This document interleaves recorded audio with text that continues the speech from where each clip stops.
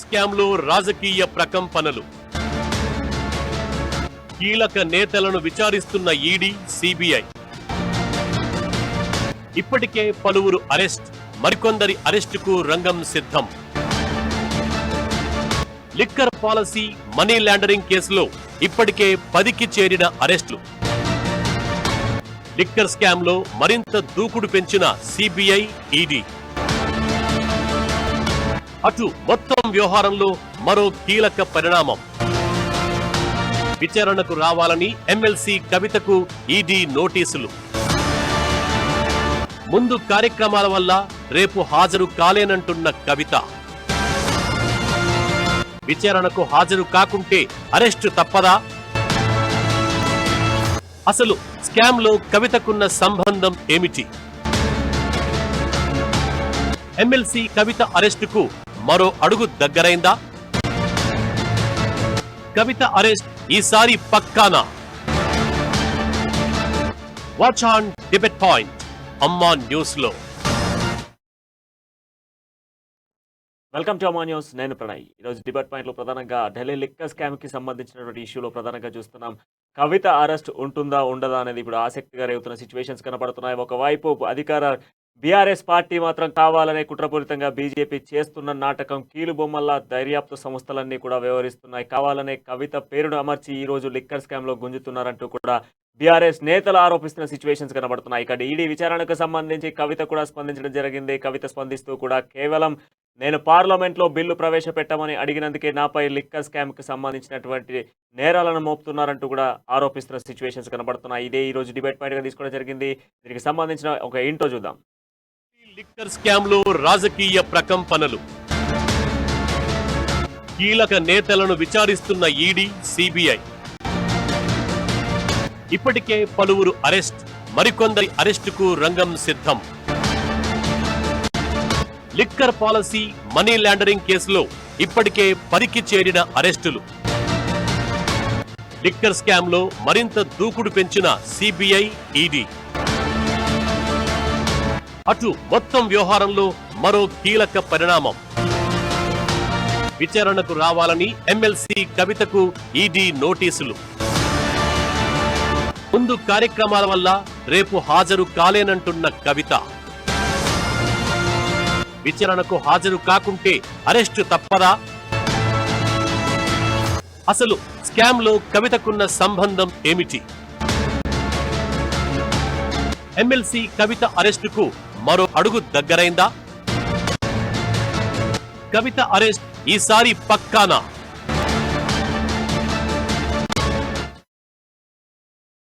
So మొత్తం ఇది మనం ఈరోజు డిబేట్ పాయింట్గా చర్చించబోతున్నాం. సో మనతో పాటుగా డిబేట్లో పాల్గొన్నారు పొలిటికల్ అనాలిసిస్ట్ రాహుల్ గారు. అదేవిధంగా మనం చూసుకుంటే బీజేపీ నుంచి జయశ్రీ గారు మనకు జూమ్ లైన్లో అందుబాటులో ఉన్నారు. అదేవిధంగా కాంగ్రెస్ పార్టీ నుంచి కౌశిక్ యాదవ్ గారు ప్రస్తుతం మనతో ఫోన్ లైన్లో అందుబాటులో ఉన్నారు జూమ్లో. మనం మొత్తంగా ఈరోజు డిబేట్ పాయింట్ ప్రధానంగా చర్చించాల్సినటువంటి అంశంగా చూసుకోవాలి.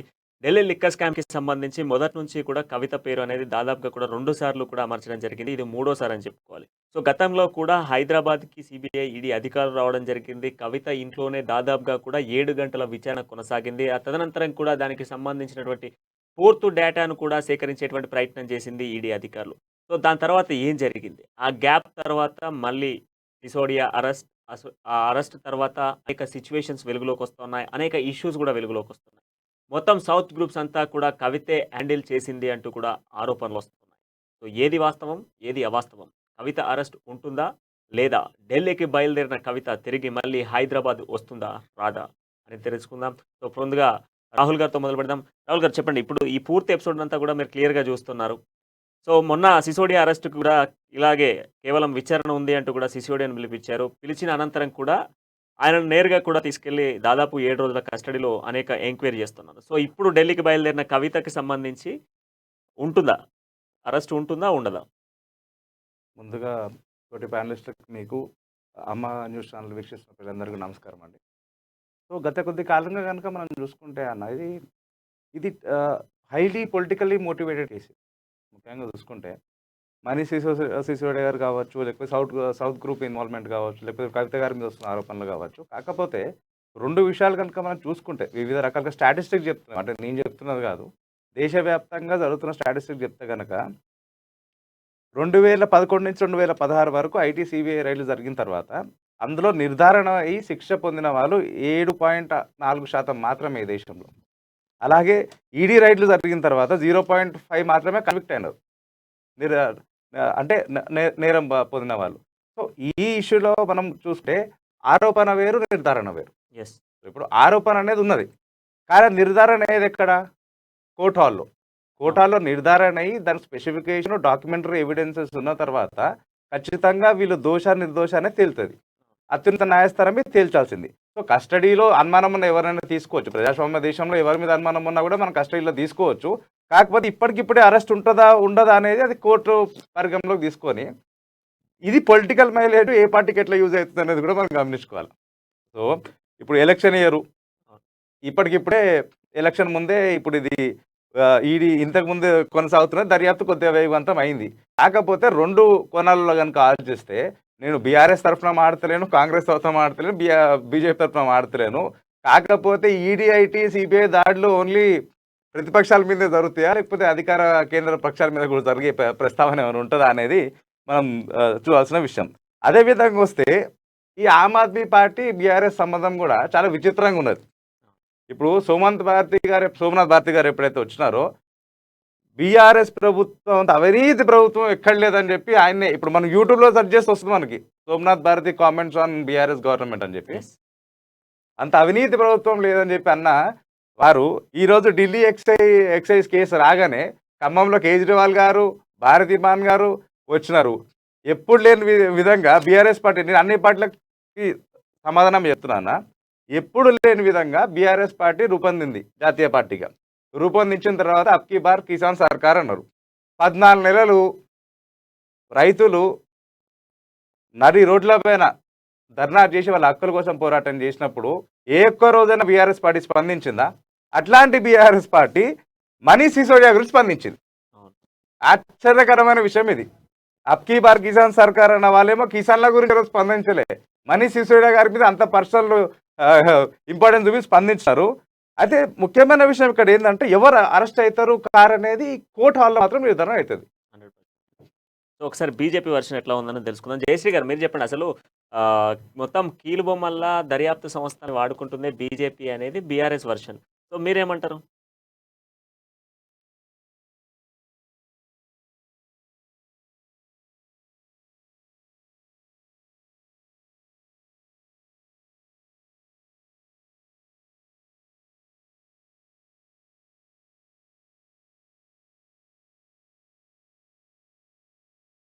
మేడం జయశ్రీ గారు మీ వాయిస్ మ్యూట్లో ఉందండి, మాకు మీ ఆడియో వినబడట్లేదు. ఒక్కసారి చూడండి, కింద మీకు మ్యూట్ ఆప్షన్లో ఉంది.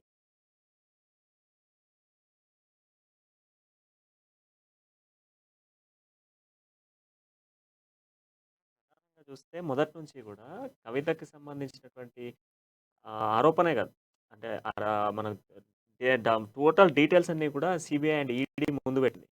సౌత్ గ్రూప్స్లో ఇక్కడ మనం నిన్న మొన్న జరుగుతున్నటువంటి రామచంద్ర పిల్లకి సంబంధించినటువంటి ఇష్యూని బేస్ చేసుకుంటే, రామచంద్రన్ ఎప్పుడైతే ఇంట్రాగేట్ స్టార్ట్ చేశారో అప్పటి నుంచి కూడా పూర్తి స్థాయిలో దర్యాప్తులో భాగంగానే చేస్తున్నాము అని చెప్పడం జరిగింది. అందులో పిల్లే చెప్పినటువంటి ఆధారాలను బేస్ చేసుకొని ఇప్పుడు మళ్ళీ కవితకు నోటీసులు ఇచ్చే సిచ్యువేషన్స్ కనపడుతుంది. బీఆర్ఎస్ అనేది మొదటి నుంచి కూడా కవిత పైన కావాలని చేస్తున్నారు. కేసీఆర్ని ఎదుర్కోలేక చేస్తున్నారు. బీఆర్ఎస్తోనే దేశాన్ని ఏలబోతున్నాడు కేసీఆర్. బట్ కేసీఆర్ బీఆర్ఎస్ పెడతాడు అన్నటువంటి ఆలోచన రాకముందుకే ఢిల్లీ లిక్కర్ స్కామ్ ఇష్యూ అనేది బయటకు వచ్చింది.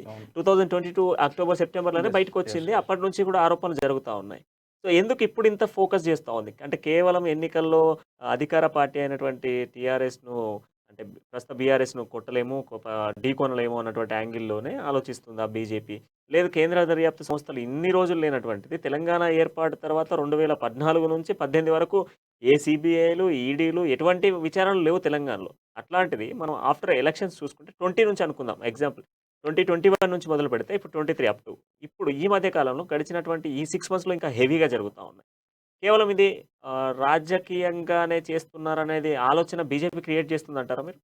ఒక రకంగా కనుక మనం జరుగుతున్న పరిణామాలు చూసుకుంటే ఈశాన్య ప్రాంతాలలో భారీ మెజారిటీతో అంటే పొత్తున్నప్పటికీ అనుకున్న సాధించిన బీజేపీ బీఆర్ఎస్తో ఇప్పుడు పెద్ద ఆపద ఉందని చెప్పి అనుకుంటున్నట్టు మాత్రం అనిపించట్లేదు ప్రస్తుత పరిస్థితులు కనుక మన అనాలిసిస్ కనుక వేసి చూస్తే. హ్మ్. రెండో విషయం ఏందంటే, మీరన్నట్టు ఎవరైతే ఇప్పుడు ఇప్పుడు బుచ్చిబాబు కావచ్చు, యెస్. వీరు కావచ్చు, ఎవరైతే వాళ్ళ స్టేట్‌మెంట్ ఆధారం బట్టి వేగవంతం అయ్యుండొచ్చు కేసు. కాకపోతే మళ్ళీ మనం ఇక్కడికొస్తే, ఏ స్టేట్‌మెంటు డాక్యుమెంటరీ ఎవిడెన్స్ రిలీజ్ చేసిందా? లేదు. మనం డాక్యుమెంటరీ ఎవిడెన్స్ లేకుండా మాట్లాడటం సబబు కాదని నేను అనుకుంటున్నా. ఎందుకంటే ఒక నేరస్తుడికి ఉరిశిక్ష పడాలంటే సంపూర్ణమైన డాక్యుమెంటరీ ఎవిడెన్స్ ఉండాలి. డాక్యుమెంటేషన్ ఉండాలి. కాకపోతే ఇక్కడ ఎక్కడ ఎవిడెన్స్ ఉండకుండా కేసు నిర్వీర్యమయ్యే పరిస్థితులు చాలా మటుకు మనం చూసుకుంటున్నాం. సో మరి కవిత గారి విషయంలో అరెస్ట్ అవుతుందా కాదని ఇప్పుడు ఎందుకంటే నరేంద్ర మోడీ గారు 2014 ఎలక్షన్ క్యాంపెయిన్లో కనుక మనం గమనిస్తే 2G spectrum 2G spectrum 2G spectrum అని చెప్పి భారీ ఎత్తున క్యాంపెయిన్ చేశారు దేశవ్యాప్తంగా. కాకపోతే కోర్టు ఏం చేసింది, 2G స్పెక్ట్రమ్ మీద సరైన ఎవిడెన్స్ లేవని చెప్పి కొట్టేసింది. అవును. So to be fact let the court decide who's the victim is. Yeah! మనతో పాటు జయశ్రీ గారు కూడా జాయిన్ అయ్యారు. జయశ్రీ గారు.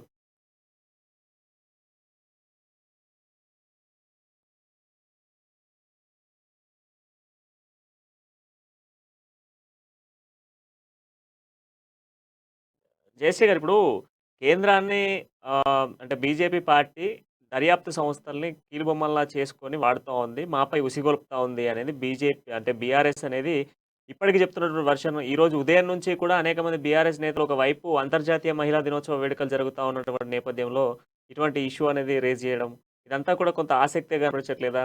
కేవలం మొదటి నుంచి కూడా బీజేపీ అనేది ఎప్పుడూ లేనటువంటి దర్యాప్తు సంస్థలు, ఎప్పుడూ తెలంగాణపై దాడులు చేయనటువంటి దర్యాప్తు సంస్థలు ఎందుకు ఈ విధంగా దర్యాప్తులు చేస్తా ఉన్నాయి? ఇన్ని రోజుల నుంచి లేనటువంటిది. సో, ఒకసారి రాహుల్ గారు అయితే ప్రస్తుతం మనం చూసుకుంటే ఇంతకుముందు మీరు అన్న విషయంలో డాక్యుమెంటెడ్ ఎవిడెన్స్ అనేసి మనం మాట్లాడుకున్నాం. ఈ డాక్యుమెంటెడ్ ఎవిడెన్సెస్ అనేది ఈ రోజు వరకి మనం చూస్తే ఏ ఒక్కరి విషయంలో కూడా డాక్యుమెంటెడ్ ఎవిడెన్స్ అనేది బయట పెట్టలేదు. లైక్ సీబీఐ, ఈడీ కూడా కేవలం నామమాత్రంగా వస్తున్నాయి నోటీసులు, వెళ్తున్నాయి అనేది చెప్తున్నారు తప్ప క్లియర్ కట్‌గా ఇది ఈ పైన కేస్ ఫైల్ అయింది. ఈ వీరి వ్యక్తుల పైన అయింది అనేది మాత్రం క్లియర్‌గా లేదు. సో, మీకన్నా ముందు ఒక్కసారి జయశ్రీ గారి దగ్గరికెళ్దాం. వారు అందుబాటులో ఉన్నారు. సో, మేడం చెప్పండి. కన్వీనియన్స్ వినిపిస్తుంది కదా? యాహ్! చెప్పండి. కంటిన్యూ చేయండి. ముందుగా ప్రేక్షకులందరికీ కూడా నా యొక్క నమస్కారాలు. హ్మ్. హోలీ మరియు అంతర్జాతీయ మహిళా దినోత్సవ సందర్భంగా అందరికీ శుభాకాంక్షలండి. ఈరోజు కవిత గురించి మనం మాట్లాడడం అసలు అనవసరమేమో అనిపిస్తుంది. ఎందుకంటే కవిత గారు అరెస్ట్ గురించి, నోటీసుల గురించి అవన్నీ ఎందుకంటే అదంతా ప్రాసెస్ ఈడీలో కానివ్వండి, సిబిఐలో కానివ్వండి ఒక అలిగేషన్ వచ్చింది. ఇందాక రాహుల్ గారు చెప్పినట్టుగా అలిగేషన్ వచ్చింది, ఎంతమంది పనిష్మెంట్ దొరికిందో అదంతా అనవసరం. ఒక అలిగేషన్ వచ్చింది, ఆ అలిగేషన్కి మనం ఏం చేస్తున్నారంటే ఒక సిస్టమ్ ప్రకారం పోతుంది. వాళ్ళు ముందు రాగానే ఫస్టే నిజంగానే పెద్ద హిస్టరీ చేయాలని అనుకుంటే ఫస్ట్ వచ్చినప్పుడు నోటీసులు ఇచ్చేసి బెదిరించి అరెస్ట్ చేయడం ఇలాంటివన్నీ ఎన్నో రకాలుగా మిస్యూజ్ చేయాలనుకుంటుంటే ఇంత మన తెలంగాణలో బీఆర్ఎస్ ప్రభుత్వం ఎలాగైతే మిస్యూజ్ చేస్తుందో ఆ రకంగా మిస్యూజ్ చేయడానికి అవకాశం ఉంటుంది. కానీ ఎక్కడా కూడా కేంద్ర ప్రభుత్వం మిస్యూజ్ అనేది చేయట్లేదు, అందులో దేంట్లో కూడా ఇన్వాల్వ్ కావట్లేదు. ఒక డిసెంబర్లో జరిగిన ప్రాసెస్ ఫస్ట్ నోటీస్ తర్వాత అసలు యాక్చువల్గా అందరూ అనుకున్నది ఒక నెల తర్వాత మళ్ళీ నోటీసులు వస్తాయి అని చెప్పేసి అనుకున్న సందర్భంలో ఇప్పటికి 4 నెలల తర్వాత ఈరోజు మళ్ళీ నోటీస్ రావడం జరిగింది. అప్పుడు జరిగినప్పుడు అవకాశం ఇవ్వాలి, ఇంటి దగ్గరే వాళ్ళని ప్రశ్నించాలని అన్న సందర్భంలో ఒక పద్ధతి ప్రకారం వాళ్ళ ఇంటి దగ్గరికి వెళ్ళి తన దగ్గర డాక్యుమెంట్స్ ఎవిడెన్స్లన్నీ కలెక్ట్ చేసుకొని వాళ్ళని వారితో మాట్లాడడం జరిగింది. తర్వాత మళ్ళీ పిలిచినప్పుడు అవసరం ఉంటుంది, రావాల్సి ఉంటుంది అంటే వస్తా అని తను కూడా చెప్పారు అన్నారు. ఇప్పుడు నోటీసు రొటీన్‌గా వాళ్ళ ప్రకారంగా నోటీస్ ఇవ్వడం జరిగింది. దానికి తను వెళ్ళాల్సి ఉంటుంది. సో, దాంట్లో కేంద్రం చేస్తున్నదైతే కేంద్రం రోల్ ఎక్కడున్నది నాకు అసలు అర్థం కాలేదు. అలిగేషన్ వచ్చినప్పుడు ప్రశ్నించడం అన్నది అదొక బాధ్యత. సో, ఆ బాధ్యతను వాళ్ళు నిర్వహిస్తున్నాడు. ఒక డిపార్ట్‌మెంట్ నిర్వహిస్తున్నప్పుడు సో, అందులో అసలు భారతీయ జనతా పార్టీ ఎక్కడొచ్చింది? వారి ఇన్వాల్వ్‌మెంట్ ఎక్కడొచ్చింది? అంటే ఇంత ఒక పెద్ద లిక్కర్ స్కామ్ అని అన్నది వచ్చినప్పుడు కూడా అది ఈడీ, సిబిఐ ఇండిపెండెంట్ అథారిటీలు కూడా పనిచేయొద్దంటారా? ఏ ప్రభుత్వంలో ఉన్నా అది పనిచేయాల్సిందే. ఒక భారతీయ జనతా పార్టీ దాంట్లో పనిచేయట్లేదు. ఏ ప్రభుత్వంలో ఉన్నా ఆ డిపార్ట్మెంట్స్ అన్నీ కూడా ఇండిపెండెంట్‌గా పనిచేయాల్సినవి. సో, వాటి పని అవి చేస్తున్నాయి. సో, దాని గురించి పార్టీని లాగడం అనేది కరెక్ట్ కాదు. పార్టీని ఎందుకు లాగుతున్నారంటే పొలిటికల్ అడ్వాంటేజ్ వాళ్ళు తీసుకోదలుచుకున్నారు. బీఆర్ఎస్ వాళ్ళు తీసుకోదలుచుకున్నారు, ఆపోజిషన్ వాళ్ళు తీసుకోదలుచుకున్నారు. ఆ అడ్వాంటేజ్ తీసుకొని ఇక్కడ ఏదో మేము చేసేస్తున్నాం వాళ్ళని చేయాలనుకుంటే మిస్యూజ్ చేయాలనుకుంటే ఎంతోమందిని ఇన్వాల్వ్, ఈవిడొక్కరే దొరికిందా? అందులో లిక్కర్ స్కామ్లో ఒక మహిళను ఇన్వాల్వ్ చేసేంత మూర్ఖులు ఎవరు లేరు ఇక్కడ. భారతీయ జనతా పార్టీ మహిళలకు ఎంతో ప్రాధాన్యత ఇచ్చి మహిళలను ఎంతో గౌరవించే పొజిషన్లో ఉన్న ప్రధానమంత్రి నరేంద్ర మోదీ గారు ఉన్నారు. మాకు చూస్తున్న మినిస్ట్రీలను తీసుకున్నా, మీరు ఎక్కడ తీసుకున్నా కూడా వాళ్ళకి ఇచ్చే మన భారతదేశ ప్రెసిడెంట్ ముర్ము గారిని తీసుకోండి, ఎక్కడ తీసుకున్నా కూడా, ఒక నిర్మలా సీతారామన్ గారిని తీసుకున్నా, ఎవరిని తీసుకున్నా కూడా మంచి స్థానంలో మహిళలను పెట్టి వాళ్ళకు గౌరవించి వారిని చూసి మళ్ళీ ఇంకో వాళ్ళు చేసే రకంగా ఒక నిర్ణయాత్మక సంఘటనలు అన్నీ కూడా మనకు కనిపిస్తున్నాయి. కనిపిస్తున్నప్పుడు దాన్ని మనము అసలు వాటికి లింక్ చేయడం అనేది కరెక్ట్ కాదు. ఒక డిస్కషన్లో పాల్గొనడం వేరు విషయము. భారతీయ జనతా పార్టీని ఈడీకి సిబిఐకి అంటగట్టడం అన్నది అది రాజకీయ పరంగా వాళ్ళు వాడుకోదలుచుకున్నారు అంతే తప్పితే అక్కడ బీజేపీ ఇన్వాల్వ్మెంట్ ఏ రకంగా కూడా ఉండదు. జయశ్రీ గారు, ఇప్పుడు మీరు ఇకపోతే అన్నారు కవిత 2014 గారికి నుంచి వస్తే 18 వరకు ఇంతవరకు దర్యాప్తు సంస్థలు, తెలంగాణ వైపు చూడండి దర్యాప్తు సంస్థలు, ఆ తర్వాత 2020 నుంచి 23 మధ్య కాలంలో ఎందుకు చూస్తున్నాయి? ఒకేసారి బీఆర్ఎస్కి సంబంధిత నాయకుల పైన, బీఆర్ఎస్ పార్టీకి సంబంధించినటువంటి నాయకులు కావచ్చు, మంత్రులు కావచ్చు, అదేవిధంగా బీఆర్ఎస్ పార్టీకి అనుసంధానంగా ఉన్నటువంటి అనేక కంపెనీలపై చేపిస్తుంది బీజేపీ అనేది బీఆర్ఎస్ ఆరోపణ. ఆ ఆరోపణ పూర్తిగా అది సరి అయినది కాదు. ఎందుకంటే ఇప్పుడు బీఆర్ఎస్ అనేది ఇప్పుడు ఈ మధ్యలో స్టార్ట్ అయింది. ఈ 1 year నుండి బీఆర్ఎస్ మాట తీస్తుంది, బీఆర్ఎస్ గురించి మాట్లాడుతున్నారు. మనం తీసుకుంటే 2014లో ప్రభుత్వం ఏర్పరిచినప్పటి నుండి ఈ స్కామ్ మొదలు పెట్టలేదు కదా వీళ్ళకు టేస్ట్ అంటే ఆ డబ్బులో లిక్కర్లో ఇంత డబ్బు ఉంది. 6,000 బడ్జెట్తో మొదలైన తెలంగాణ లిక్కర్ బడ్జెట్ 40,000 కోట్లకు చేరింది అంటే ఇందులో ఎంతో డబ్బు ఉన్నదన్న విషయం వాళ్ళు గుర్తించి ఈ స్కామ్ని మనం దేశవ్యాప్తంగా చేద్దాం అని చెప్పేసి వాళ్ళు నిర్ణయించుకొని లిక్కర్ పాలసీ ఎక్కడైనా విన్నాము మనం? అసలు గవర్నమెంట్ చేసే పాలసీలను ప్రైవేట్గా ఒక ఐటీసీ హోటల్లో ఇలాంటి వాటిల్లో కూర్చొని లిక్కర్ పాలసీని తయారు చేయడానికి 10 మంది తయారవడం అన్నది అసలు ఎంత శోచనీయమైన పరిస్థితి. లిక్కర్ పాలసీ కొరకు వీళ్ళందరూ కలుస్తారు, మాట్లాడతారు. ఇలాంటివన్నీ ఎవిడెన్స్లు దొరికినాయి కాబట్టి ఈ సంవత్సరం మొదలుపెట్టిండ్రు. దానికి మీరు అది కోయిన్సిడెన్స్ కావచ్చు. బీఆర్ఎస్ ఒక అలిగేషన్ పెట్టగానే వాళ్ళ పార్టీ దెబ్బతినిపోతుంది, మొత్తానికి నిర్వీర్యం అయిపోతుందా? ఆయన ఎన్ని రాష్ట్రాలకు అతను డబ్బులు ఇచ్చాడు. పంజాబ్ నుండి మొదలు పెడితే కింది దాకా ఇంతమందిని కలుస్తున్నారు. అందరినీ యాంటీ బీజేపీ వాళ్ళందరినీ కూడా కలుస్తున్నారు, డబ్బులు ఇస్తున్నారు, సపోర్ట్ చేస్తున్నారు, దగ్గరికి తీసుకోవడానికి ప్రయత్నం చేస్తున్నారు. స్నేహపూరితంగా, డబ్బు రూపకంగా ఎన్నో రకాల ఎలక్షన్లలో ఇండైరెక్ట్గా, డైరెక్ట్గా అన్ని రకాలుగా బీజేపీ అంటే పడని పార్టీలు ఎవరైతే ఉన్నాయో అవన్నీ దగ్గరికి వెళ్ళి కలుస్తున్నారు. ఆయన నెట్వర్క్ బిల్డ్ చేసుకోవడానికి చేస్తుంటే ఆయన ఒక్కడి వల్ల మాకు వచ్చే నష్టం ఏం లేదు. భారతీయ జనతా పార్టీ ఆల్రెడీ ఒక మంచి స్థానంలో ఉంది, ప్రజలు ఆదరించిన స్థానంలో ఉంది. ఇవేవి స్కామ్లు చేసి ప్రభుత్వం ఏర్పరచలేదు, డబ్బులు పంచి ప్రభుత్వాన్ని ఏర్పరచలేదు. 18 రాష్ట్రాల్లో రీసెంట్గా మళ్ళీ 2 రాష్ట్రాలలో ప్రభుత్వాన్ని ఏర్పరిచేసేసి చేస్తుంది అని అంటే అవన్నీ కూడా ప్రజల ఓట్లు. మీరు చూస్తుంటే ఎక్కడ చూసినా కూడా ప్రజాభిమానంతో వచ్చిందే తప్పితే అక్కడ ఇంత డబ్బులు పంచారు, ఇంత మద్యం పంచారు, లేకపోతే ఇన్ని ఓట్లు ఇలా కొన్నారు అని అన్నది ఎక్కడా లేదు. ప్రజల అభిమానంతో ప్రభుత్వాలు ఏర్పరుస్తూ వస్తున్నారు తప్పితే ఇక్కడ ఈ ఒక స్కామ్లలో వాళ్ళని నిరికేయడం వల్ల ఒక్కరు నిరికేయగానే, ఒక కవిత నిరికేయగానే ప్రభుత్వం దిగిపోతుందా?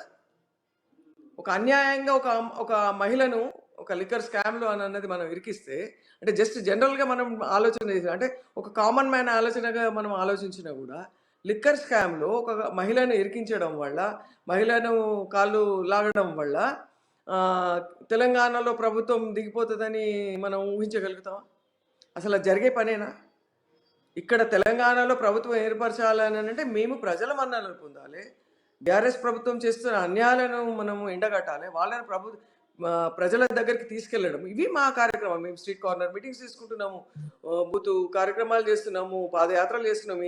ఇవన్నీ ఎందుకు? మరి ఒక 4-5 నిరికిచ్చేసేస్తే పని అయిపోద్ది కదా. ప్రభుత్వం ఏర్పరచాలి, వీళ్ళని దింపాలి అని అంటే ఒక స్కామ్ల మీదనే ఆధారపడితే 4 స్కామ్లు నిరికిచ్చేసేసి మేము ప్రభుత్వం ఏర్పరచుకుంటాం అంటే జరిగే పనా? ఇంత కష్టపడాల్సిన అవసరం ఉందా మాకు? ఎంత ప్రజల దగ్గరికి వెళ్ళి వీళ్ళు చేస్తున్న పనులు అంటే మసిపూసి మారేడుకాయ చేసేసి ఎన్నో మాటలు చెప్పేసేసి అన్ని అబద్ధపు మాటలే, అన్ని ప్రతిది. నిన్నటికి నిన్న కవిత గారు అసలు ఆవిడ మహిళగా చెప్పుకోవడానికే మాకు అంటే స్ట్రాంగ్ మనిషి స్ట్రాంగ్ ఉండాలి, కానీ అబద్ధాల మీద అబద్ధాల పునాది మీద బతుకుతా ఉన్నాడు. ఈవిడ నిన్న మహిళా దినోత్సవ సందర్భంగా ఒక ప్రైవేట్ ప్రోగ్రాంలో తను మాట్లాడుతూ ఉంటుంది, మేము తెలంగాణ ఉద్యమంలో పాల్గొన్నాము, ఇప్పుడేమో మన తోటి మహిళలకు ఏం చేస్తామని చెప్పేసి చూస్తున్నాము అని అంటారు. అసలు ఎంత అబద్ధం అండి. తెలంగాణ ఉద్యమం అప్పుడు ఈవిడ ఎక్కడున్నారు? ఈవిడున్నారు అసలు? అంత అబద్ధం, పచ్చి అబద్ధం. అంటే ఎదుటోళ్ళు ఎంత మూర్ఖులు అని వాళ్ళు ఎలా అనుకుంటారో అసలు నాకు అసలు అర్థం కాదు.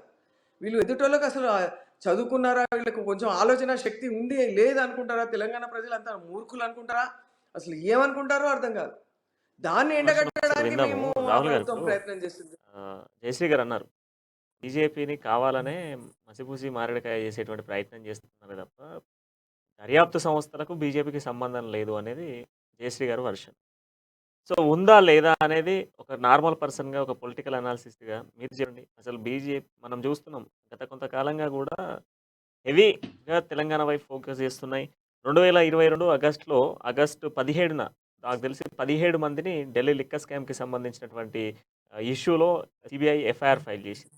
సో ఆ తర్వాత మళ్ళీ అదే ఢిల్లీ లిక్కర్ స్కామ్కి సంబంధించి అదే రోజు ఢిల్లీ, తెలంగాణ, ఏపీతో పాటుగా మిగతా 8 రాష్ట్రాలలో కూడా ఏకదాటిగా కూడా దాడులు నిర్వహించింది. సో ఆఫ్టర్ దట్ మళ్ళీ లాంగ్ గ్యాప్ వచ్చింది. సెప్టెంబర్ 28న దీనికి సంబంధించినటువంటి ఫైల్ను తీసుకొచ్చాము, ఫైల్ అయింది, దాదాపు 17 మంది మీద నోటీసులు వచ్చినాయి అని చెప్పేసి మళ్ళీ తీసుకొచ్చాము. సో ఇంత ప్రాసెస్ జరిగింది. సో దీంట్లో ఇప్పుడు జయశ్రీ గారు అంటున్నారు కేవలం బీజేపీని కేంద్రంలో ఉన్నటువంటి పార్టీని ఆడుకోవడం వరకే, వాడుకోవడం వరకే ఇట్లాంటి మసిపూసి మారేడుకాయలు చేస్తున్నారు బీఆర్ఎస్ వాళ్ళు అని చెప్పేసి అంటారు. సో మీరేమంటారు? యాక్చువల్గా మన దేశంలో ఉన్న ప్రతి సిటిజన్ కూడా అర్థం చేసుకోవాల్సిన, అర్థం అయ్యాల్సిన విషయం ఏంటంటే అయింది కూడా. ఎందుకంటే సుప్రీంకోర్టు చాలా రోజుల కిందటే మనకి ప్రస్తావన చేశారు. ఏమనంటే కేంద్ర దర్యాప్తు సంస్థల్లో definitely well knowledge intellectual officers ఉన్నప్పటికీ కూడా వాళ్ళ వ్యవహార శైలి పంజరంలో చిలుక లాంటిది అని అన్నారు. అది నేను అనలేదు, సుప్రీంకోర్టే అన్నారు. సో కాంగ్రెస్ గవర్నమెంట్ రూలింగ్లో ఉన్నప్పుడు కేంద్రంలో కాంగ్రెస్ బ్యూరో ఆఫ్ ఇన్వెస్టిగేషన్ అని చెప్పి పెద్ద ఆరోపణ చేసింది బీజేపీ పార్టీ. అంటే అప్పుడు కాంగ్రెస్ పార్టీకి ఏ సంబంధం లేదని చెప్పి అప్పుడు నాయకులు చెప్పారు. ఇప్పుడు అక్క గారు మాకేం సంబంధం లేదంటారు. Political influence, government influence, interface లేకుండా కేంద్ర దర్యాప్తు సంస్థలు నిజాన్ని నిక్కచ్చిగా చూపించే ప్రయత్నం చేస్తున్నాయి మన దేశంలో. మనకు మనం వేసుకోవాల్సిన ప్రశ్న ఇది. అగారికి సూట్ ప్రశ్న వేస్తున్నా. కాళేశ్వరం ప్రాజెక్టు మీద ఉక్కు పాదం మోపింది బీజేపీ పార్టీ. ఈరోజు కాళేశ్వరం ప్రాజెక్టు మీద ఒక ఎంక్వైరీ కమిషన్ లేదు, ఒక కేసు లేదు, ఒక రైడ్ లేదు. రెండు హిండ్స్బర్గ్ రిపోర్ట్ తర్వాత పార్లమెంట్లో ప్రత్యక్షాలు మారుమోగిపోయినాయి. 173 నిమిషాలు ప్రధానమంత్రి గారి ప్రసంగంలో కనీసం అదానీ గారికి ఇష్యూ లేదు కదా. మూడోది, బీజేపీ అధికారంలో ఉన్న ఏ నాలుగు మీద రైళ్లు జరుగుతున్నాయి, ప్రతిపక్షాల మీద జరుగుతున్నాయి. అది జవాబు చెప్పండి నాకు. కర్ణాటకలో మొన్ననే మీకు చూశారు, కర్ణాటకలో ఒక మినిస్టర్ మీద అలిగేషన్ వస్తే వాళ్ళని కూడా అరెస్ట్ చేయడం జరిగింది. సో కాళేశ్వరం ప్రాజెక్టు మీద చర్యలు జరుగుతూనే ఉన్నాయి. దాన్ని చాలా ఇప్పుడు ఒక 4 నెలల టైం తీసుకున్న ఈ కార్యక్రమం ఏదైతే ఉందో, నోటీసులు తయారు చేయడానికి కానివ్వండి, ఏదైనా కానివ్వండి, ఒక ప్రాసెస్ అన్నది ఉంటుంది. కాళేశ్వరం ప్రాజెక్టు కూడా చాలా పెద్ద ప్రాసెస్ అది. ఎందుకంటే అది ఎంత డెప్త్లో ఉందంటే దాని గురించి కంప్లైంట్ ఇవ్వడం కూడా, కంప్లైంట్ ఇప్పుడు మనం అలిగేషన్ చెప్పడం వేరు, రిటర్న్గా కంప్లైంట్స్ పోవడం వేరు. రిటర్న్గా పోయిన కంప్లైంట్స్ని ఆధారంగానే సిబిఐ కానీ ఈడీ కానీ వీళ్ళు మనకు ఎంట్రీ అవ్వడానికి అవకాశం ఉంటుంది. కాళేశ్వరం ప్రాజెక్టు ఖచ్చితంగా చేస్తారు. ఎందుకంటే కాళేశ్వరం ప్రాజెక్టు వల్ల ప్రజలు ఎంతో నష్టపోయారు. ప్రజల డబ్బు సొమ్ము నీట మునిగిపోయింది. సో దాని మీద ఖచ్చితంగా తీసుకునే చర్యలు తీసుకునే ఉంటారు. ఇది రీసెంట్గా వచ్చింది, ఇది బయటకు ఆల్రెడీ విత్ ఎవిడెన్స్లతో సహా వస్తుంది అని అన్న రెడీగా ఉన్నది కాబట్టి దీని మీద కొంచెం తొందరపడుతున్నది సిబిఐ. కానీ దీనివల్ల నిజంగా మీరు ఒకటే, ఇప్పుడు ఢిల్లీలో ఎలక్షన్స్ ఇది కోర్టు పరిగణనలో తీసుకుంది అక్క గారు. కోర్టు ఎక్కడ కూడా వీళ్ళు దోషులు అని చెప్పి నిర్ధారించలేదు. ఇంకా దోషులు అని అనడక్కర్లేదు. నోటీసులు జారీ చేయడానికి కూడా వాళ్ళ దగ్గర ఎవిడెన్స్ లేకుండా నోటీసులు జారీ చేయరు కదా.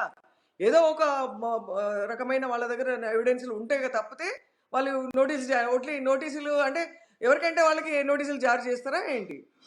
నోటీసులు జారీ చేయడానికి కూడా వాళ్ళకి కావాల్సిన సమాచారం ఉండాలి కదా. ఆ సమాచారం ఉంటేనే ఒకరి తర్వాత ఇప్పుడు వీరు చెప్పింది కాబట్టి సమాచారం అభిషేక్ వాళ్ళు అందరూ చేసినాక సిసోడియా వీళ్ళని అరెస్ట్ చేసినాక తర్వాత ఇప్పుడు రామచంద్ర పిల్లయ్య గారిని అరెస్ట్ చేసినాక కవిత గారు డైరెక్ట్గా అందులో ఇన్వాల్వ్ ఉన్నారు, నేను వారి బేనామీని అని చెప్పింది కాబట్టి ఆమెకు నోటీస్ పంపించారు.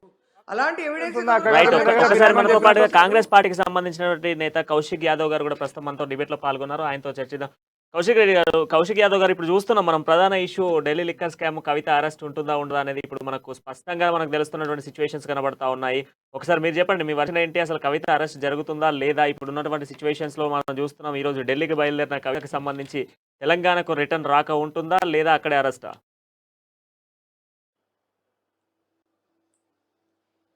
వాస్తవం అండి. ఈడీ కేసు సంబంధించి ఎవరైనా కూడా ఈడీ అనేది ఒక కోర్టు లాంటిది. కోర్టు అన్నప్పుడు ఖచ్చితంగా కోర్టు దగ్గర మనం పోవాలి తప్ప మన దగ్గర కోర్టు రాదు. అది కాబట్టి ఈ రోజు ఈడీ కోసం ఢిల్లీకి కవిత గారు పోయారు. అదొకటి. సెకండ్ అయితే ఈడీకి సంబంధించిన కేసు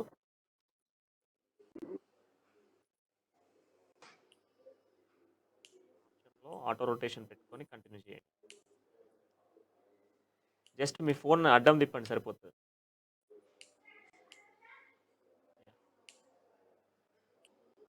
ఎస్,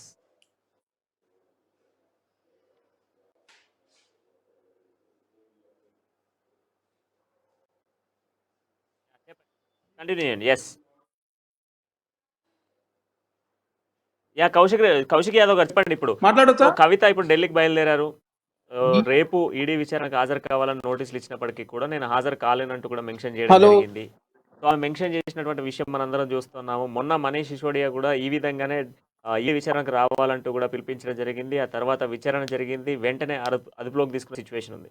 సో ఇప్పుడు కవిత విషయం కూడా అదే విధంగా వెళ్తోంది. సో మీ వర్షన్ ఏంటి? కవితను కూడా అరెస్ట్ చేసేటువంటి ఛాన్సెస్ ఉన్నాయా? భారతీయ జనతా పార్టీ ఫస్ట్ ఈ కేసు సంబంధించి ఫస్ట్ ఈడీ కేసు పెట్టారు, మళ్ళీ తర్వాత తీసేసారు. ఇప్పుడు ఏదైతే అదాని కేసు వచ్చిందో ఆ అదాని కేసు వచ్చినందుకు మాత్రమే మళ్ళొకసారి ఈ కేసును వెలుగులోకి తీసుకొచ్చి ఈరోజు జనాల మూడును డైవర్ట్ చేసే ప్రయత్నం భారతీయ జనతా పార్టీ చేస్తూ ఉంది.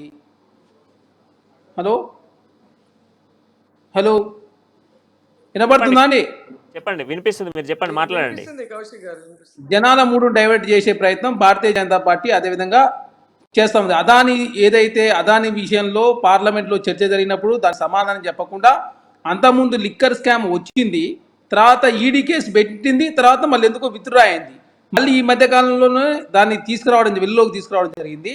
ఖచ్చితంగా ఈ కేసులో వాస్తవాలు నీకు తెలిసినప్పుడు మాత్రం ఖచ్చితంగా కవిత గారిని అయితే అరెస్ట్ చేయడానికి తప్పదు. కాకపోతే ఈ సమయంలో ఎందుకు తీసుకొచ్చిరంటే ఈ అదాని ఇష్యూని పక్కదారి పడిస్తానని మాత్రమే భారతీయ జనతా పార్టీ మరొకసారి తీసుకొచ్చిందని చెప్పేసి మేము భావిస్తూ ఉన్నాం. అదేవిధంగా ఇలా ఎవరున్నా వైఎస్ఆర్సీపీ సంబంధించి మాగుంట శ్రీనివాసరెడ్డి గారు ఉన్నారు, అదేవిధంగా మనీష్ సిసోడియా గారు ఉన్నారు, కవిత గారు ఉన్నారు. వాస్తవంగా చెప్పాలంటే కేజ్రీవాల్ని కూడా అరెస్ట్ చేయాల్సిన అవసరం ఉండే, కానీ ఎందుకో మరి కేజ్రీవాల్ గారిని అరెస్ట్ చేయకుండా ఓన్లీ మనీష్ సిసోడియా గారిని మాత్రమే అరెస్ట్ చేయడం జరిగింది. ఈ కేసులో ఖచ్చితంగా కవిత గారు మాత్రం అరెస్ట్ అవుతుందని చెప్పి మేము భావిస్తూ ఉన్నాం. కానీ అదాని ఇష్యూను పక్కదారి పట్టిస్తానని మాత్రమే భారతీయ జనతా మరోసారి ఇట్లాంటి కుట్రలు దారితీస్తుందని చెప్పి నేను భావిస్తా ఉన్నా. జయశ్రీ గారు మీ వర్షన్ చెప్పండి. మరి కుట్ర లేదు, ఏం లేదు.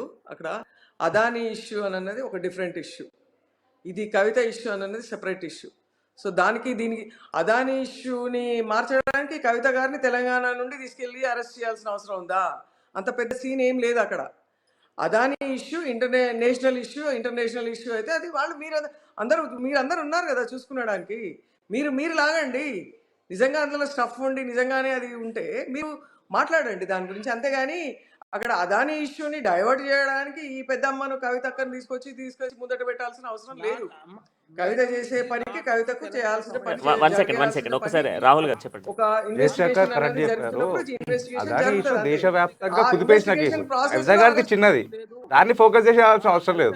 చాలా పెద్ద కేసు అదాని గారిది. ఢిల్లీ కేజ్రీవాల్ ఇంకా గారు మీరు లింక్ ఆంధ్ర పెట్టాల్సిన అవసరం సంబంధించినటువంటి లేదు మాకు కదా. శ్రీనివాస్ రెడ్డి చాలా గారు ఎక్కడ లింక్ ఇది పెట్టాల్సిన Yes. అవసరం అదాని చాలా పెద్ద కేసు అని యా, చెప్పి యా. జయశ్రీ గారి వర్షం దాన్ని చెప్తాను. మార్చడానికి అది కూడా అదాని అదానికి కేసు వచ్చి కూడా సంబంధించి 2 నెలలు ఎస్బీఐ నుంచి 2 నెలలు 20,000 అవుతుంది. కోట్ల రూపాయలు 2 నెలల తర్వాత ఇవాళ ఆవిడని అదేవిధంగా పిలిచి దాన్ని ఎల్ఐసి మార్చడానికి 70,000 అవసరం కోట్ల రూపాయలు పెట్టుబడి పెట్టింది. 12,000 కోట్ల రూపాయలు నరేంద్ర మోడీ గారు వారికి మాఫీ చేశారు రుణాలు.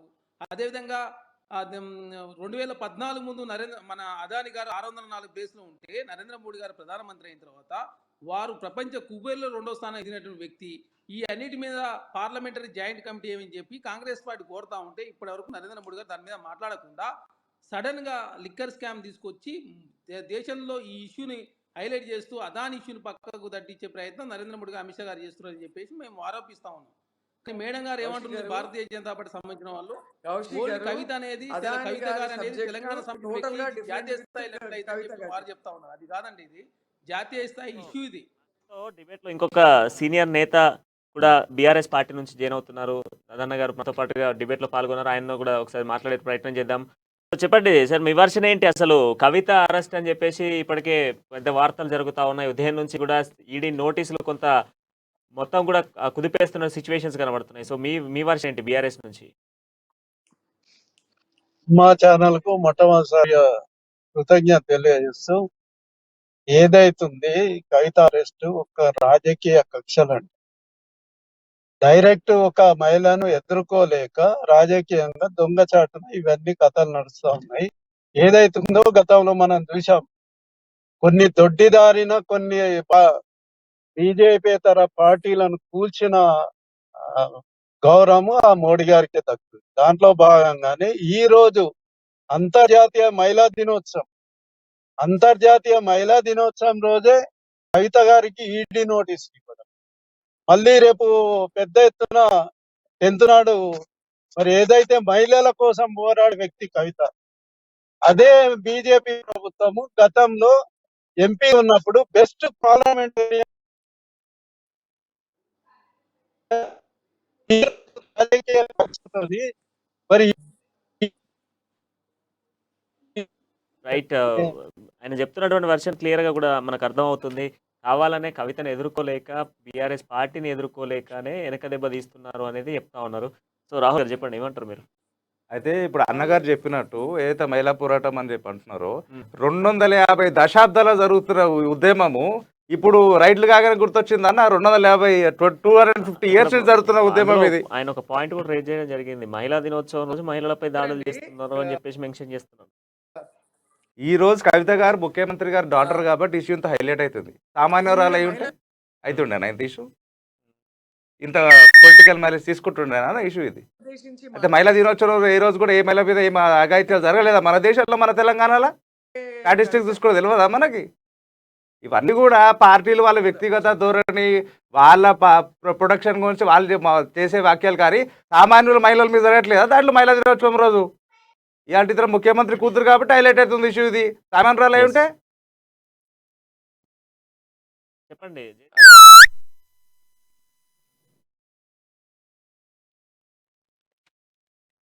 యా, దినోత్సవం చూసుకుందాం. అంటే ప్రస్తుతం మనం ఉన్న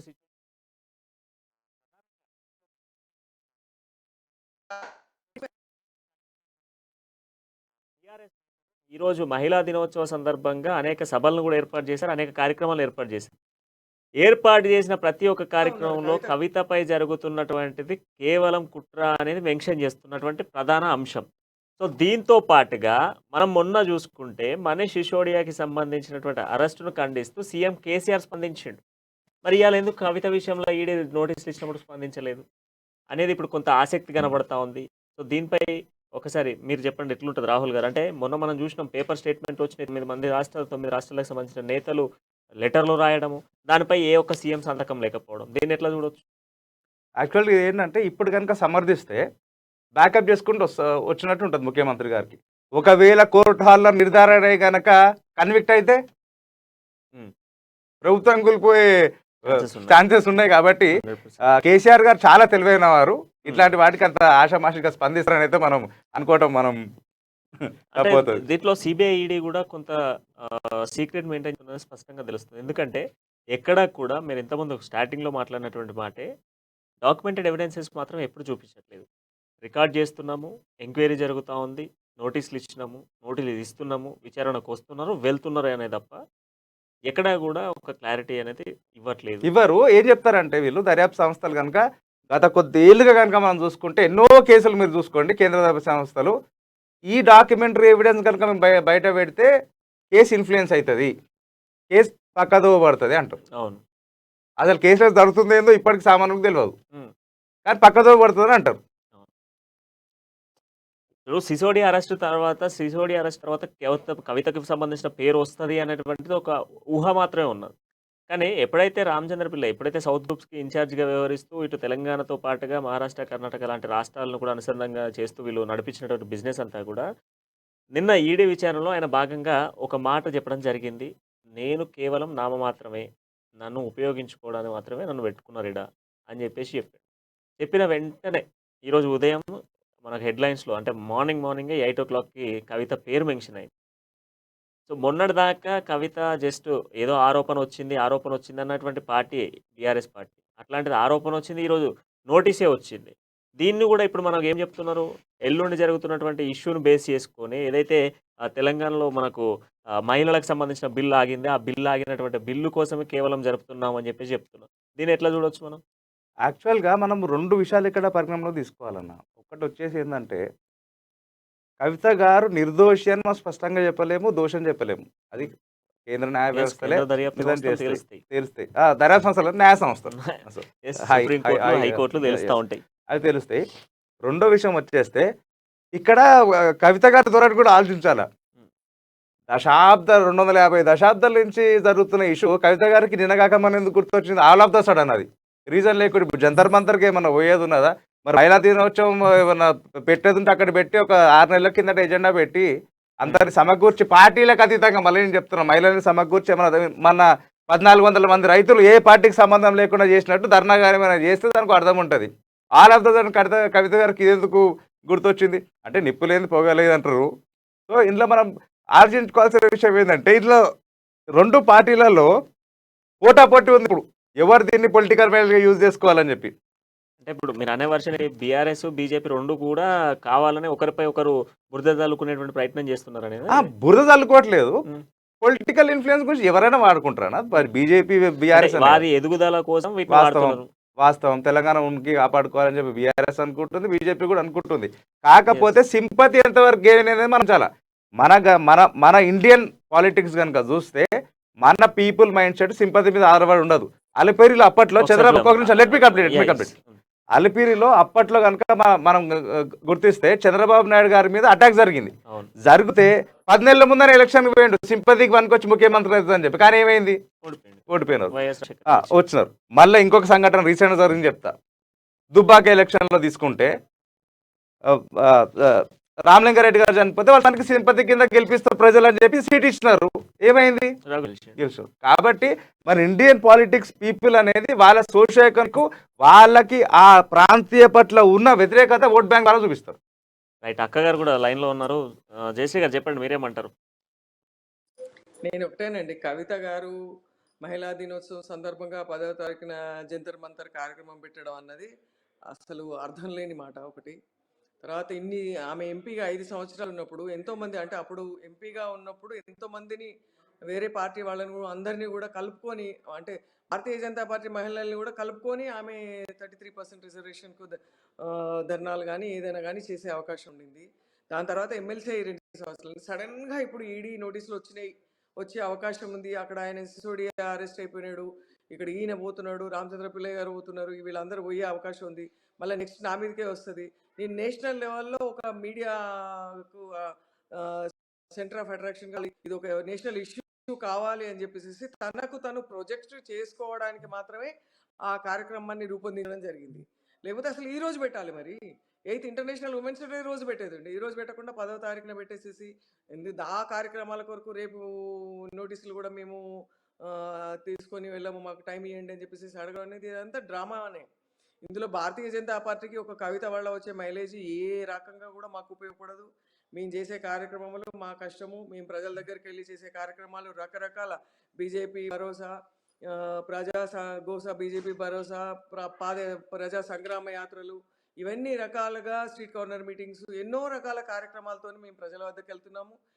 వీళ్ళు చేసే అబద్ధాల ప్రామిస్లు, చెప్పిన పని చేయకుండా, చేసే పని చెప్పకుండా అన్ని దందాలు చేసే కార్యక్రమాలు చేస్తూ ప్రజల కొరకు మహిళలు ఎంతో ఆరోగ్యంగా ఉన్నారు, అన్ని రకాలుగా చెప్తున్నారు. ఇన్ని రకాలుగా మహిళలకు అన్యాయం జరుగుతుందంటే దానికి ఒక పెద్ద లిస్టు చదవచ్చు.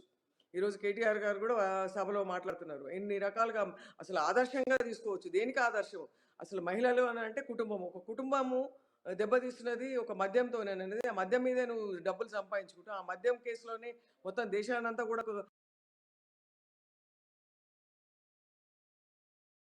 సో రాహుల్ గారు ఇప్పుడు ఆమె చెప్తున్నది అంటే కేవలం భారతీయ జనతా పార్టీ అనేది ప్రజా అభిమానం పొందినటువంటి పార్టీ, ప్రజలలో గుర్తింపు ఉన్నటువంటి పార్టీ అని చెప్తాం. కానీ ఇక్కడ మనం చూస్తే ఇప్పుడు మీరు ఎంతమంది ఎన్నికల విషయాలకు వెళ్తే మన మునుగోడు ఏమైంది? సింపతి ఫార్మసీ వాడారు. కానీ అక్కడ వర్కౌట్ కాలే. సో ఇప్పుడు దీన్ని ఎందుకు సింపతి చేసుకుంటుంది? బీఆర్ఎస్ అనేది కూడా ఒక గుర్తింపు ఉన్నటువంటి పార్టీ. దాదాపు తెలంగాణలో 22 సంవత్సరాల నుంచి ఒక గుర్తింపు ప్రాంతీయ పార్టీగా ఉన్నటువంటి గుర్తింపు ఉన్నటువంటి పార్టీ. అట్లాంటి పార్టీలో ఒక సీఎం క్యాండిడేట్, సీఎంకి కూతురు, ఆ కూతురుపై ఇటువంటి ఆరోపణలు వచ్చినప్పుడు అది ఖచ్చితంగా కూడా కొంత బర్నింగ్‌తో పాటుగా సెంటిమెంట్‌ని కూడా వర్కౌట్ చేసేటువంటి సిచ్యువేషనే కదా! సో ఇప్పుడు జయశ్రీ గారు అన్నారు, ఇది కావాలనే చేసింది కాదండి. అది వాళ్ళు ఇరుక్కున్నటువంటి కుంభకోణము. ఓ మహిళ పోయి అందులో ఇరికడం అది వాళ్ళ ఇంకిత జ్ఞానానికి ఉంటది అని చెప్పేసి మాట్లాడుతున్నారు. సో వీళ్ళు చేసింది సో ఇప్పుడు ఒక ప్రభుత్వం కంటిన్యూస్‌గా గనుక మన 29 రాష్ట్రాల్లో చూస్తే రెండోసారి ప్రభుత్వం గెయిన్ చేసిన ఏ పార్టీ అయినప్పటికి కూడా యాంటీ కంపన్సేషన్ అనేది ఫేస్ చేస్తారు. అవును. ప్రజా వ్యతిరేక అనేది ఇంత అంత ఉంటది. ఖచ్చితంగా. అయితే మన తెలంగాణలో గనుక తీసుకుంటే ఏవైతే 2018లో 7% హైకు ఇంక్రీజ్ అయిందో బీజేపీది, హ్మ్. 2019 లోక్సభ ఎలక్షన్‌కి వచ్చేసరికి అనూహ్యంగా 20% పెరిగింది హైకు. అవును. ఒకటేసారి పెంచారు. పెరిగింది. అంటే 13% of the increase in the voting పెరిగింది బీజేపీ పార్టీ కంటే. యాంటీ కంపన్సేషన్ బీఆర్ఎస్ పట్ల ఉన్నట్టే కదా ప్రజల్లో ఇంతో అవును. అంతో. అవును. సో ఇప్పుడు ఏ పార్టీ అనేది at the end of the day ప్రజలు నిర్ణయిస్తారు ప్రభుత్వాలు ఫామ్ చేస్తాయని చెప్పి. అక్కగారు అన్నదానికి నేను ఇంకోటి జోడిస్తున్నాను. కేవలము మహిళల పట్ల అన్యాయాలు అంటున్నారు. 42,512 కేసులు మహిళల పట్ల, ఆదివాసుల పట్ల, గిరిజనుల పట్ల ఫైల్ అయితే 2021 నేషనల్ క్రైమ్ బ్యూరో స్టాటిస్టిక్స్ ప్రకారం చెప్తే అందులో 95.4% కేసు ట్రయల్లో పెండింగ్లు ఉన్నాయి. ఇది తెలంగాణ బాధ్యత అంటారా, మొత్తం దేశం మొత్తం బాధ్యత అంటారా? అక్కగారు ఉంటే తెలంగాణకే తప్పు సరిపోదు కదా. ఎవ్రీ 6 hours ఒక మహిళ పైన క్రైమ్ జరుగుతుంది ఈరోజు మన భారతదేశంలో. ఇవన్నీ పార్టీలు ఖండించాలా? Human rights is getting killed ఈరోజు. నిన్నగాక మనకు ప్రీతి కేసు అయింది. అవును. అటోసపీ రిపోర్ట్ లేదండి, టాక్టాలజీ రిపోర్ట్లో అసలు ఎటువంటి డ్రగ్ ఇంజెక్ట్ చేసుకోలేదని ఇచ్చిరండి. ఇంత అన్యాయమా? అవును. దళిత గిరిజన మహిళలకు ఇంత అన్యాయం జరుగుతున్నప్పుడు వీటి మీద పోరాటం చేయండి. మీ ఓట్ బ్యాంక్ పాలిటిక్స్ ఎంతవరకు పనికి వస్తుందండి? అంటే 2 పార్టీలు ఓట్ బ్యాంక్ పాలిటిక్స్ చేస్తున్నాయంటారా మీరు? ఓట్ బ్యాంక్ పాలిటిక్స్ చేస్తారు, ఇంకేం చేస్తారండి? ఎలక్షన్ ఇయర్ ఇది, డాక్టర్ 4 నెలల నోటిఫికేషన్ అక్కడ ఉన్నది. మీరు చెప్పండి జయశ్రీ గారు, ఇప్పుడు ఓట్ బ్యాంక్ పాలిటిక్స్ చేస్తున్నారు బీఆర్ఎస్ అండ్ బీజేపీ అనేది. డే 1 నుండి మేము కొట్లాడుతున్నాము. వాళ్ళు వాళ్ళ పేరెంట్స్ని కూడా మభ్యపెట్టించేసేసి వాడని చేస్తే రాత్రి ఆ రోజు ఇక్కడ హాస్పిటల్కి వెళ్ళింది మా మహిళా మోర్చా నాయకులు వెళ్ళేసేసి అక్కడ పోరాటం చేయడం జరిగింది. తర్వాత మేము ప్రతి దగ్గర ప్రతిఘటించి వాళ్ళను ప్రశ్నిస్తుంటే వాళ్ళకు 10 లక్షల ఎక్స్గ్రేషియా అని అసలు ఏమన్నా ఎంత మూర్ఖతపు అదండి ప్రకటన అంటే. అది ఏమైనా యాక్సిడెంట్ కేసా? ఎక్స్గ్రేషియా ప్రకటించడానికి ఒక అమ్మాయికి అన్యాయం జరిగి చచ్చిపోతే, అది ఒక పీజీ చేస్తున్న అమ్మాయి చనిపోతే ఆమె గురించి అసలు ఒక్కరు కూడా వచ్చి వాళ్ళని పలకరించకపోగా ఎక్స్గ్రేషియా ప్రకటించి చేతులు దులిపేసుకుంటాడు. ఇంత అన్యాయం. ఒక ఒక ఒక డాక్టర్, ఒక గ్రాడ్యుయేట్ విలువ, ప్రాణం విలువ అంతనా? దానికి అసలు ఒక ఎంక్వైరీ లేదు, ఇప్పటి వరకు కూడా ఎంక్వైరీ లేదు. ఎంక్వైరీలను అన్నింటిని కూడా తారుమారు చేసి ఎవరిని ప్రొటెక్ట్ చేయడానికి చేస్తారు ఇంత దారుణంగా. ఒక పవర్ని ఇంత దారుణంగా వాడను పవర్ని ప్రజల కొరకు ఉపయోగిస్తామా, మహిళల కొరకు ఉపయోగిస్తామా, మంచికి ఉపయోగిస్తామా, న్యాయం కొరకు ఉపయోగిస్తామా అన్నది ఆలోచించకుండా ఇలా ఒకరిని కాపాడడానికి అక్కడ పబ్లో అయిన బరైల్స్లో పబ్లో అయిన కేసు గురించి కూడా అంతే. అది అక్కడే ఎక్కడికక్కడ తొక్కిపడేయడం అంతే. ఎవిడెన్స్లను తొక్కిపడేయడము, వాళ్ళు పైకి రాకుండా చూడడము, వాళ్ళని ప్రొటెక్ట్ చేయడం. ఇప్పుడు డ్రగ్స్లో దాంట్లో అసలు ఏ రిపోర్టు డ్రగ్ లేదు, రిపోర్టు తారుమారు చేసేసిండ్రు. చనిపోయిందని డిక్లేర్ చేయలేదు. తర్వాత అసలు ఆ అబ్బాయి గురించి ఏం చేస్తున్నారో తెలీదు. ఒక కమిటీ వేసిండ్రు, ఆమె ఓన్లీ టీజింగ్ వల్ల. అసలు ర్యాగింగ్కు చనిపోయే డాక్టర్లు ఉంటారండి? ర్యాగింగ్ అంతే ఏముంది, ఆమెకి ఎంత శోభ కలిగి ఉంటుంది ఆ అమ్మాయి సూసైడ్ చేసుకుందంటే. అసలు సూసైడ్ చనిపోయింది, సూసైడ్ చేసుకుని అటెండ్ చేసినా చనిపోయింది సూసైడ్ వల్లనా కాదా అని కూడా తెలియదు. ఆమె అంత వీక్ జేసీ గారు కాదని వాళ్ళ ఇప్పుడు ఓన్ సిస్టర్ చెప్తుంది. తండ్రి పోలీసు, ఆయన అంత వీక్గా పిల్లల్ని పెంచాడు. ఇన్ని రకాలుగా ఉండంగా కూడా ఆ కేసులు తొక్కి పడేసి చేస్తుంటే నిన్న కాక మొన్న మేము ఆ, మా అధ్యక్షుడు బండి సంజయ్ గారు ధర్నా చేయడం జరిగింది. ఒక మనకు తెలిసిన మేమందరం ఇష్యూయే కలిసి అదంతా అక్కడ బర్నింగ్ అయింది. క్యాండిల్ ప్రీతికి ర్యాలీ చేయడము సంబంధించింది. అన్ని ఇప్పుడు రకాలుగా టాపిక్ మన కార్యక్రమాలు రాహుల్ కూడా చేస్తూనే ఒక ఉన్నాం క్వశ్చన్ మేము. రేజ్ చేస్తున్నాడు. ఒక ఒకసారి ఏ రాహుల్ గారు పార్టీ చెప్పండి అయినా అది. రియాక్ట్ అవుతుందంటే అది only Bharatiya Janata yeah party. 1 second చూద్దాం. ఒక సెకండ్ రాహుల్ గారు చెప్పండి మీ క్వశ్చన్ చెప్పండి. ఇప్పుడు కేంద్ర ప్రభుత్వాలైనా రాష్ట్ర ప్రభుత్వాలైనా మన సిచ్యువేషన్ ఇన్సిడెంట్ జరిగినప్పుడు స్పందించడం కాదండి, పరిష్కారం శాశ్వత పరిష్కారం తీసుకోవాలా.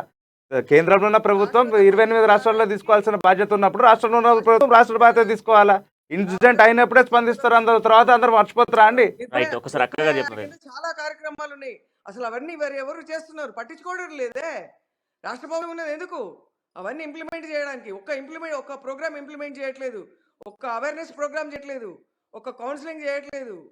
ఏ రకంగా ఒక రక్షణ కార్యక్రమంలో నిర్భయ యాక్ట్ కింద రకరకాల ఫండ్స్ ఉన్నాయి. ఒక్క ఫండ్ ని ప్రాపర్ గా యూటిలైజ్ చేసుకుంటే రివర్స్ వెనక్కి కేంద్ర ప్రభుత్వం. అక్క గారు, మీరు రాష్ట్ర ప్రభుత్వం మీద ఈ రోజు ఇంత విరుచుకబడుతున్నారు. మీరు ఒక సింపుల్ స్టూటీ ప్రశ్న అవుతున్నాను. పెద్దలు మీకు అన్ని తెలుసు, నాకన్నా ఎక్కువ నాలెడ్జ్ ఉన్న వ్యక్తులు మీరు. యూజీసీ ర్యాగింగ్ జరుగుతుందని చెప్పి 1270 నుంచి పోరాటం చేసి మహిళలు ఆత్మహత్యలు చేసుకుంటే 1997లో గవర్నమెంట్ పర్మిషన్ ఇచ్చింది, యూజీసీ యూనివర్సిటీ గ్రాంట్ కమిషన్ అని చెప్పి. అది ఎంతవరకు అమలవుతుంది దేశంలో?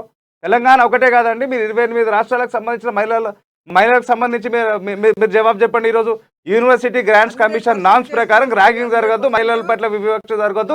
సుప్రీంకోర్టు చీఫ్ జస్టిస్ గారు ఏం చెప్పినారంటే నిన్నగాక మన దళితులు గిరిజన మహిళల పట్ల అరాచకాలు జరుగుతున్నాయి, ఏ దేశవ్యాప్తంగా ఏ యూనివర్సిటీలో జరగకూడదని అన్నారు. మరి దీనికి మీరు సమాధానం చెప్పండి. మీరు ప్రతిదానికి తెలంగాణ మీద విరుచుకుపడితే ఎట్లయితుందండి? మిగతా 28 రాష్ట్రాలలో యూజీసీ ఏం చేస్తుంది? యాంటీ ర్యాగింగ్ కమిషన్లు ఏం చేస్తున్నాయి? రోహిత్ వేముల యాక్ట్ మీద ప్రతిపాదన పెట్టినారు. రోహిత్ వేముల యాక్ట్ ఏమైందండి? తెలంగాణ గురించి మాట్లాడుతున్నాం. మీకు దేశవ్యాప్తంగా కావాలంటే మీకు ఎన్ని రకాల కార్యక్రమాలు చేస్తున్నారు. యూజీసీ గురించి చెప్పండి, యూజీసీ గురించి చెప్పండి అక్క గారు. మీరు యూనివర్సిటీ గ్రాంట్స్ కమిషన్ నామ్స్ చెప్పండి. మీరు తెలియాల్సిన విషయం ఏంటంటే national crime bureau statistics 29 August 2021 లెక్క ప్రకారం చెప్పండి. 42,000 కేసులు ట్రయల్లో పెండింగ్ లో లేదా అండి? దళితుల గిరిజనుల పట్ల జరిగిన కేసులు, అత్యాచారాల మీద కానీ వివిధ రకాల వాటి మీద కానీ 42,512 cases are in trial in India. నేను చెప్పేది కాదు, నేషనల్ క్రైమ్ బ్యూరో స్టాటిస్టిక్స్ చెప్తున్నాయి అవి.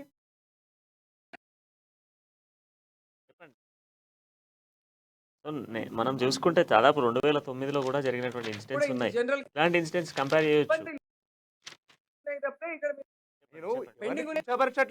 ఓన్లీ గిరిజనులు అన్ని రకాలుగా న్యాయ సిబ్బంది లేకపోవడం. నేను మిమ్మల్ని వ్యక్తిగతంగా కించపరచట్లేదు ఇక్కడ, అక్కగారు గుర్తుపెట్టుకోండి. నేను మిమ్మల్ని వ్యక్తిగతంగా కించపరచట్లేదు. నేను స్టాటిస్టిక్స్, మన ప్రభుత్వం రిలీజ్ చేసిన స్టాటిస్టిక్స్ గురించి అడుగుతున్నాను. నేను ఉండే ప్రశ్నకి దానికి కూడా చేస్తున్నారు. ఇప్పుడు మొన్న రిక్రూట్మెంట్ పెంచారు, న్యాయ వ్యవస్థలో రిక్రూట్మెంట్ పెంచారు. అది జరుగుతుంది. న్యాయ వ్యవస్థను కూడా మొత్తం టోటల్గా స్ట్రెచ్ చేయడానికి మనం ప్రయత్నం చేస్తున్నాము. అది ముందుగా ఇంకా చాలా 100% ఎప్పటికప్పుడు కేసులు క్లోజ్ అయ్యే లెవెల్లో కేంద్ర ప్రభుత్వం చర్యలు తీసుకుంటుంది. అక్కడ 95.4% పెండింగ్ ఉన్నాయని చెప్పి మీరే స్టాటిస్టిక్స్ ఇస్తారు, మళ్ళీ మీరే కేసులు ఏందో అని మీకు. రైట్, థ్యాంక్ యూ జయశ్రీ గారు, థ్యాంక్ యూ రాహుల్ గారు, and thank you Kaushik Yadav గారు, అండ్ థ్యాంక్ యూ యాదన్న గారు. మొత్తంగా ఈరోజు ఢిల్లీ లిక్కర్ స్కామ్ కి సంబంధించి ప్రధానంగా ఆరోపణలు ఎదురుపడుతున్న కవితకు సంబంధించిన అరెస్ట్ ఉంటుందా లేదా అన్నది కొంత ఆసక్తి కనబడతా ఉంది. ఢిల్లీకి వెళ్ళిన కవిత తెలంగాణకు తిరిగి వస్తుందా లేదా, ఇప్పుడు ఇదే ఆసక్తి రేపుతా ఉంది. ఒక సీఎం కూతురు ఢిల్లీ లిక్కర్ స్కామ్ లో కుంభకోణంలో ఇరికిన కవిత మళ్ళీ తిరిగి వస్తుందా రాదా అనేది ఇప్పుడు ఆసక్తి రేపుతున్న situation. So stay with us until then, next episode.